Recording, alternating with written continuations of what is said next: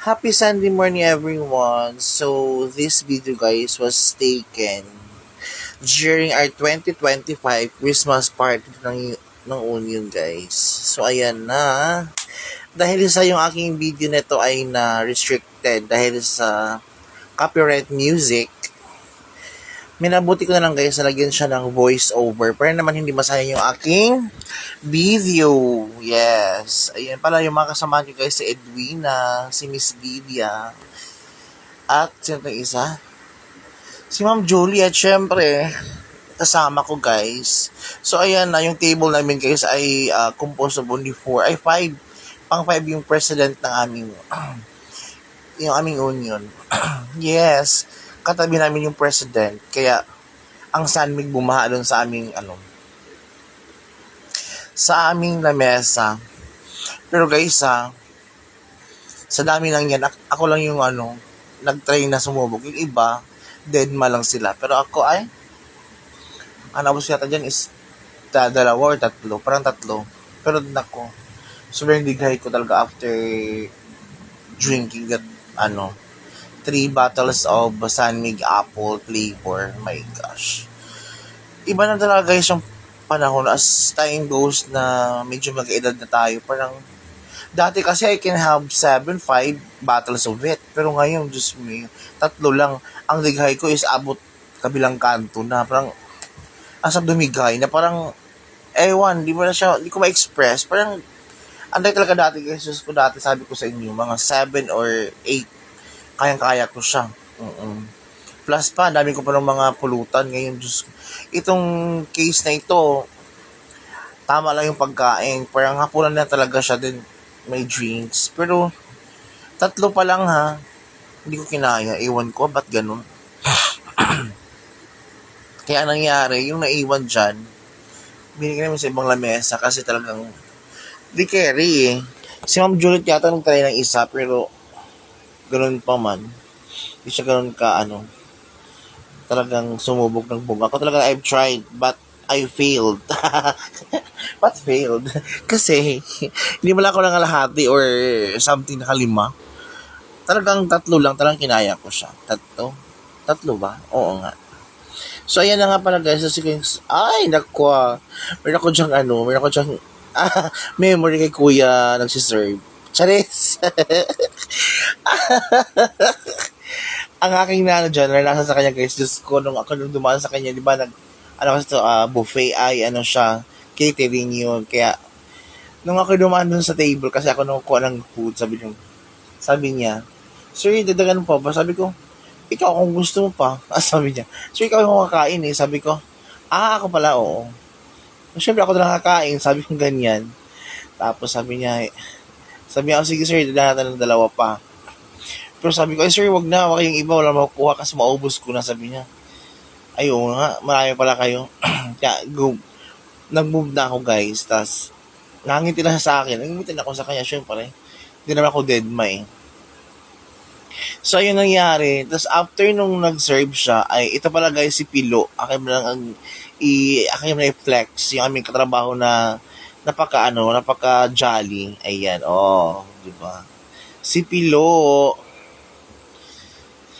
katabi naman niya dahil si Kuya Dante, tas yung isa, sino to, di ko masyadong, ay si Sidro, ang pinakamayaman sa Building 6, yes, sa Gencan. If you're familiar with Sidro, si Sidro yung naka-blue. Ayan, si Pilo, di ba? Binigyan ko siya ng isang tagay ng Alfonso. Sumayaw pa siya, guys. Nakakabilib din siya. Ayan si Pilo, madami daw, sabi niya. Sabi, kunti lang yan. Okay, so yan na nga guys. Going back dun sa lalaki nung isang crew ng catering na yan guys. Nung ako yung nag-CR dun sa may bandang clubhouse, andun din siya. Sabi niya, ay sir, di ba ikaw yung kailang binigyan ko ng dapat dagdag na serve? Sabi ko, nga. Di mo naman tinuloy. Sabi niya, sabi mo kasi sir, marami pa kayo, kaya di ko na tinuloy. Sabi ko, Tapos may good news. Chares! Nagkatawa kami about his life na siya ay parang estudyante pa daw. He's just 17. Oo.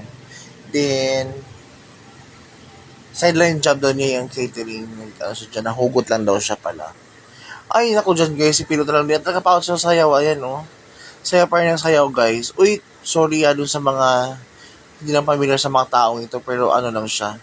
For the sake lang guys of voice over. Kaya aking ginawa siya ng ano talaga guys, ng voice over. Kasi sayang kasi yung video na madelete lang dahil sa what you call this, copyright music. Kaya ang ginawa ko is akin siyang nilagyan ng voice over para mapakinabangan. Kasi sayang guys, Diyos ko. Nag-effort ako mag-video nito, tapos i-delete lang, di ba? So, ayan na, going back dyan, guys, yun yung aming, table setting. May, semi-formal naman siya, guys. Semi-formal, ayan. Kasi actually, pangatlo ko itong party sa aming company. Kasi yung first party was last week nung December 13. Sa office lang, yung mga head lang ang kasama. Tapos, tinagabihan, yung aming department naman ay nag-party din, kung malala nyo. If you can still remember guys, during my live, nagpunta kami doon somewhere, Bagumbong, Caloocan. Doon kami lang celebrate ng party sa aming department. Ito naman siya pangkabuuan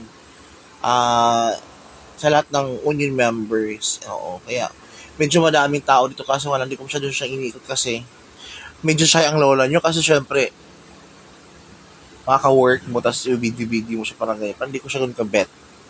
O, kasi syempre, alam mo naman, may makita lang ni video sa just mag-react pa lang, di maganda. So, hindi ko siya ginawa. Nakapokus siya sa aming table lang talaga. At saka yung sa mga closest ko na kasama ko sa table, si Ma'am Lydia, at saka si Edwina. Si Edwina ang walang malay. Charis! May malay yan, guys. So, ano pala guys, yung aming table, mayroon siya ng pambalon, parang birthday celebration lang siya. Yung tipong malaki yung sa gitna, tas apat yung gilid, yung ganung design. O yan, di ba na yung table guys. Ang iba kasi, hindi pa dumating. Alas 6 na yan na. Ang start time dapat alas 5. Alas 6, 6:30 na ba nagsimula guys. Pero, wala akong masabi kasi the organizers naman ng what you call this, our party was very energetic, kaya bawing-bawi naman din. Pero talagang hindi nasunod yung time, masabi alas 5. Joke lang, pero I enjoyed it much. Guys, ba't ba mo ko nag-enjoy dahil sa for the first time nag-raffle na ako na sa sobre. Tsare! Sobre may lamang 50,000. Tsare! Oo, ganun kalaki ang pa year-end party. Ano pa ba? Alam mo nakalimutan dyan.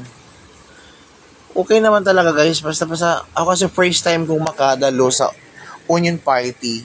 First time kasi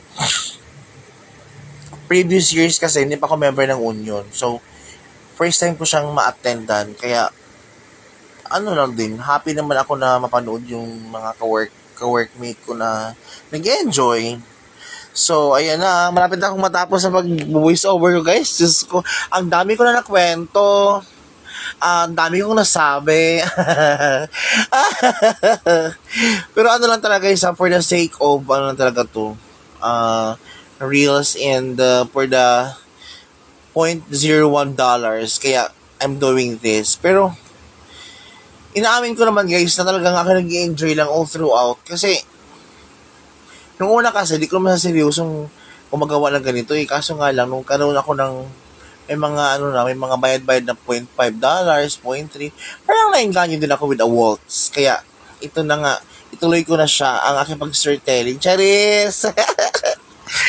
Thank you for watching everyone. Pasensya na ako, medyo akong hangover kasi nakatapos na ng party, medyo marami akong nainom. So, I'm energetic pa. Actually, katapos na maglaba, pero hindi ako napagod dahil sa energy kagabi. Alam nyo na. Thank you for watching everyone sa mga magpa-party pa dyan. Enjoy your parties and have a blessed day. Thank you and I love you. Thank you for watching.